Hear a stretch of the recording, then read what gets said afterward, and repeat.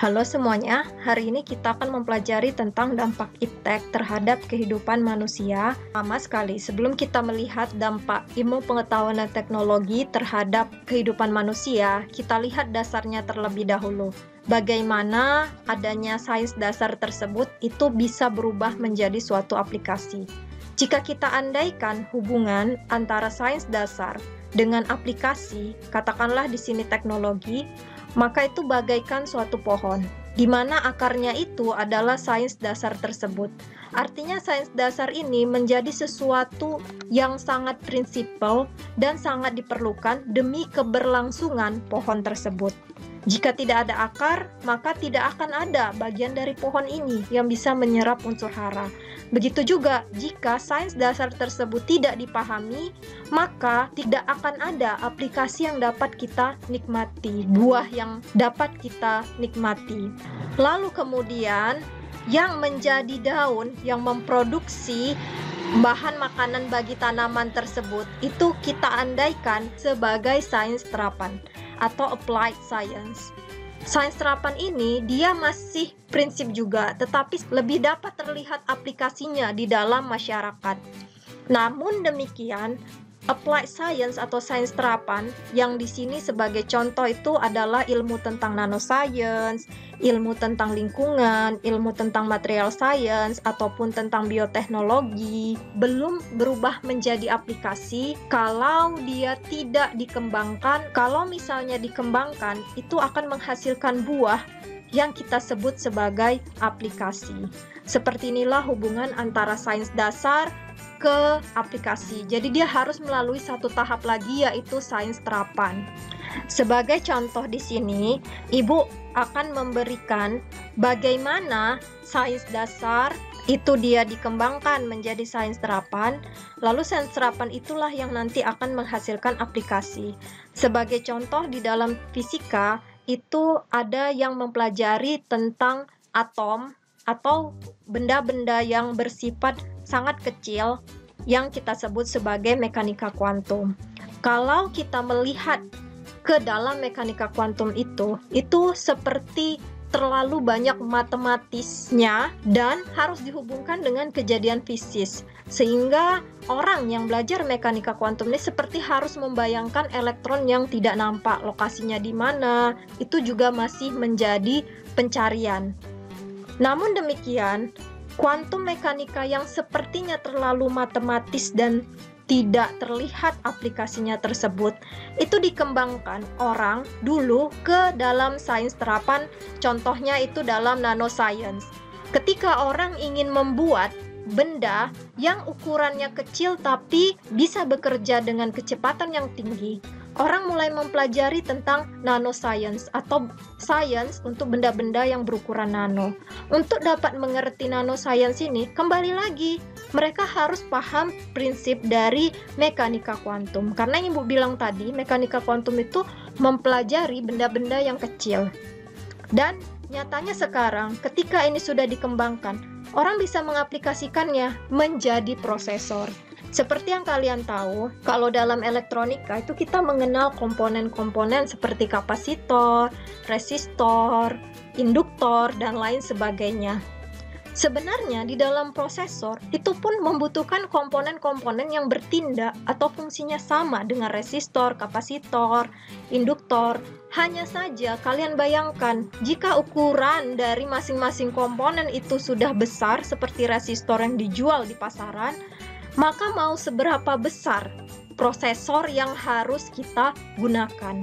Oleh sebab itu, ketika orang mulai mengenal bagaimana memanipulasi perilaku benda-benda yang ukurannya sangat kecil dalam ukuran nano, mereka bisa membuat prosesor di mana resistor, kapasitor, induktor tadi itu menjadi ukurannya nano.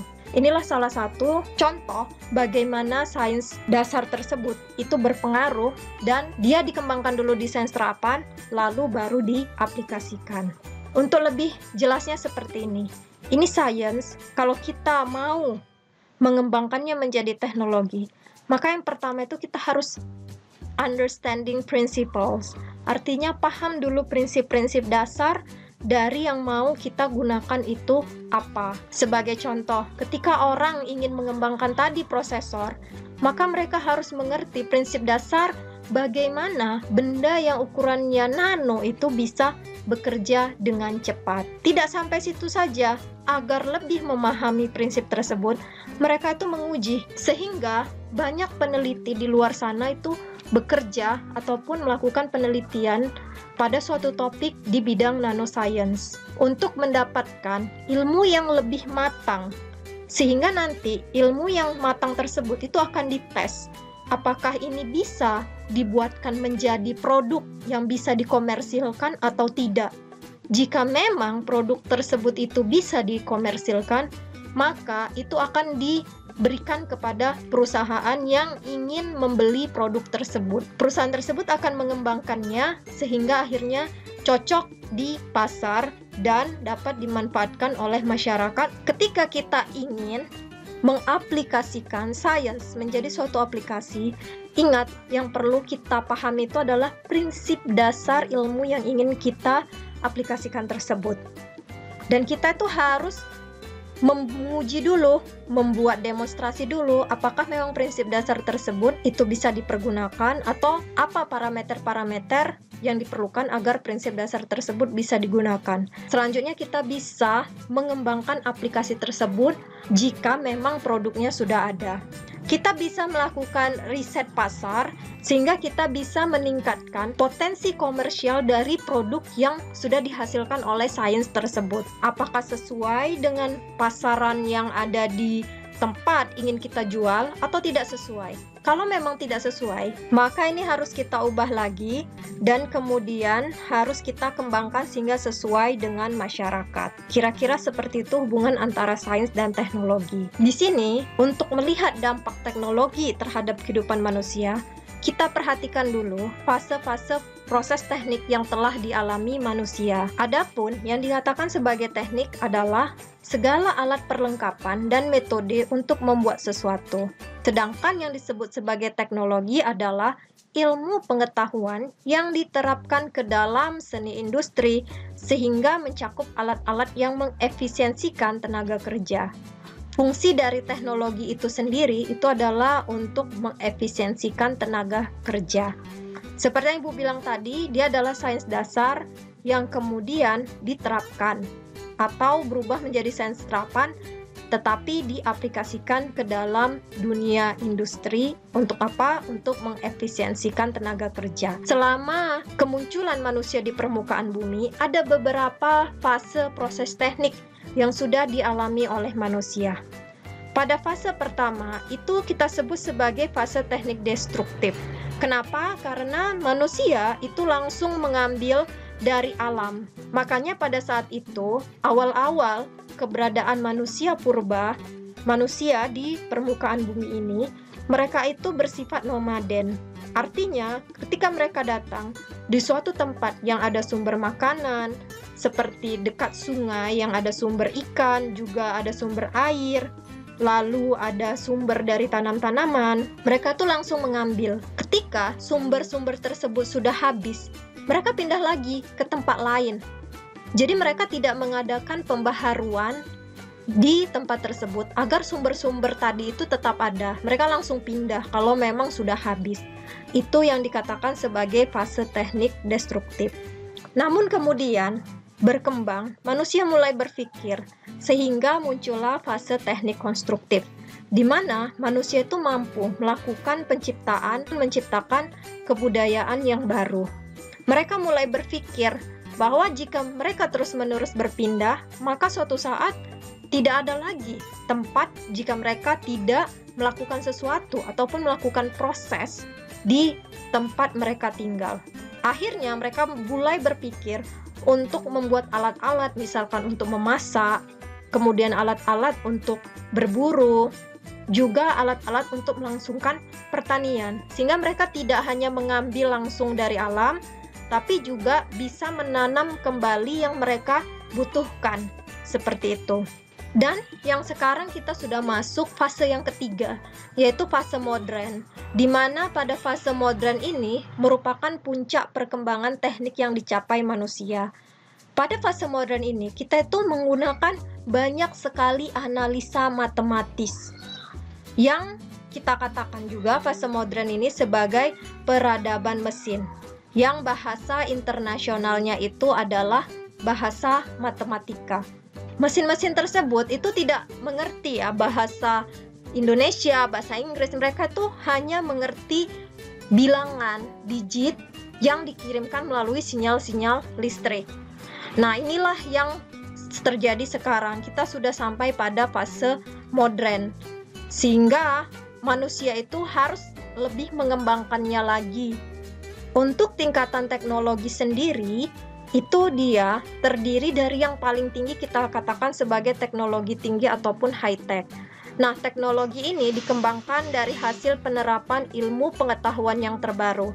Contohnya dalam penggunaan komputer, satelit, bioteknologi. Teknologi seperti ini, itu dia padat modal. Artinya, modal yang dibutuhkan itu sangat banyak. Lalu dia harus ada fasilitas riset agar ketika teknologi tersebut rusak atau mengalami suatu masalah, itu bisa diperbaiki dan bisa juga dikembangkan. Biaya perawatannya juga tinggi, butuh keterampilan orang yang menggunakannya, dan masyarakat penggunanya itu harus ilmiah. Contohnya itu adalah komputer, laser, nuklir.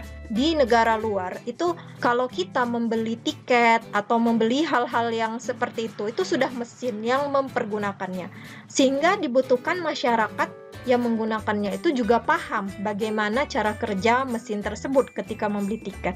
Kalau di Indonesia kan tidak ya, meskipun sudah ada mesin. Contohnya kalau kalian pergi ke railway station, sebenarnya kan kita beli tiketnya bisa pakai mesin ya, nggak pakai loket manusia lagi. Tetapi masih saja banyak orang yang bingung cara beli tiket dengan mesin tersebut.